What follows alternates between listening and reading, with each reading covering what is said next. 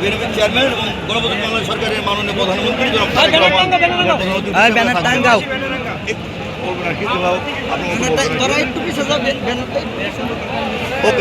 বিসমিল্লাহির রহমানির রহিম। আজকে পয়লা মে শ্রমিক দিবস। আজকে আমাদের শ্রমিকের আদায় এবং শ্রমিকের ন্যায্য আমরা যাতে বাস্তবায়ন করতে পারি, আমরা এই জন্য আজকের এই সমাবেশে উপস্থিত এবং আমাদের আজকের এই প্রধান অতিথি বাংলাদেশের মাননীয় প্রধানমন্ত্রী জনাব তারেক রহমান। আমাদের আজকের এই শ্রমিক দিবস এবং শ্রমিকদের ন্যায্য পাওনা এবং দাবির আজকে আমাদের মাঝে উপস্থিত থাকবেন উনি, এবং আমাদের সকলের আশা এবং দাবি উনি অবশ্যই পূরণ করবেন, আমাদের কথা শুনবেন।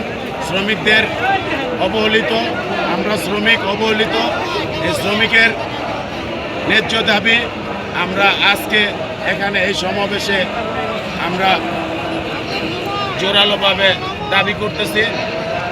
আর আমাদের দক্ষিণখান থানা 48 নং ওয়ার্ড, আমি সবুজ সওদাগর, আমি সবাইকে ধন্যবাদ এবং শুভেচ্ছা জানাই